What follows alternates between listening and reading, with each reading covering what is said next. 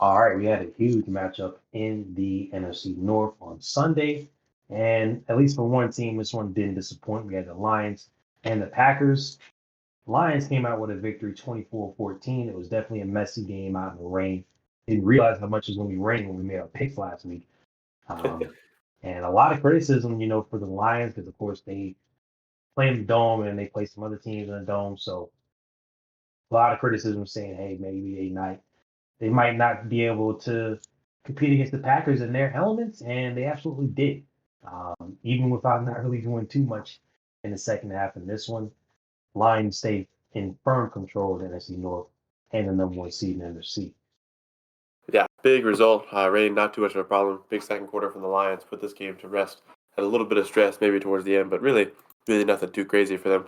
Even the score that happens at the end of the game is not really at a time where the Lions should be panicking about it. So, uh, big game here for the Lions, especially to improve to 7-1. It's a massive result. Look at it on paper.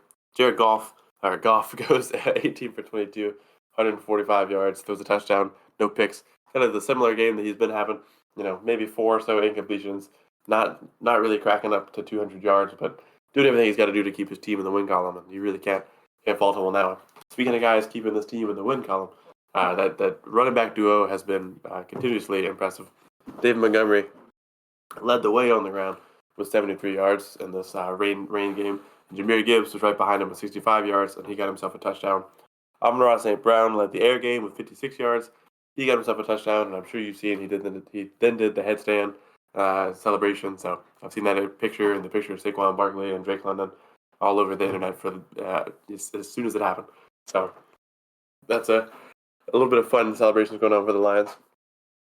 And then if the offensive beatdown from the usual Lions stars wasn't enough, defensive star Kirby Joseph hauls in a 27-yard pick six on Jordan Love, and that amounts to a 24-14 victory. And how did the Packers get 14? Not in a typical way. Jordan Love goes 23 for 39. I believe I wrote it wrong here on the paper. Yeah, 23 for 39, 273 yards, no touchdowns, one pick. Josh Jacobs, as usual, is the leading rusher with 95 yards, but cannot find the end zone. He is like Sisyphus as far as leading the team in yards and not being able to break the pylon. Emmanuel Wilson was second in rushing with 28 yards, so way below Josh Jacobs' total. But Emmanuel Wilson does punch in the touchdown at the end of the game. It is at the very end of the game, and the Packers complete their 2-point conversion to Christian Watson to make this game 24-14. At the time, they had 6 from 2 field goals.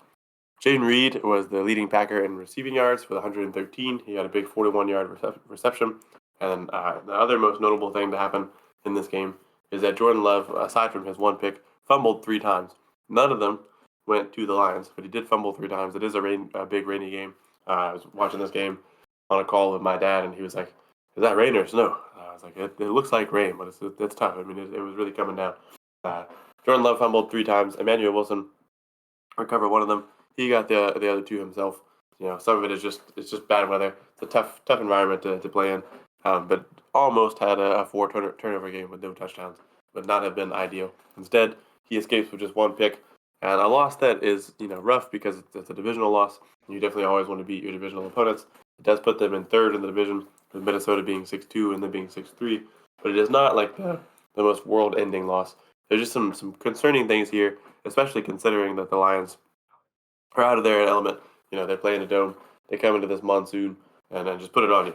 24-14, and the 14 is really it just pops up from 8 points at the very end of the game. So definitely an impressive game for the Lions here. I don't think the Packers need to be too worried, but I think from my perspective as well, I don't know. The Packers are 6-3. There's not a lot to complain about, but you could argue that there's times this season where they look better with Malik Willis than they have with Jordan Love. So I don't know if it's the injuries. This one's tough to judge because of the weather, but this is a weird game for the Packers, but it's certainly not the end of the world. Yeah, I mean, Jordan Love, obviously, they showed throughout the game. He has a ton of picks this year already, added one in this game. So obviously, he's not playing up to what we expected, with the interceptions and everything. It's also the weather, of course. I mean, being out there in the rain like that, and again, that's going to be difficult, regardless of even if you're Green Bay, you're a lot more used to playing in that type of condition, still going to affect you.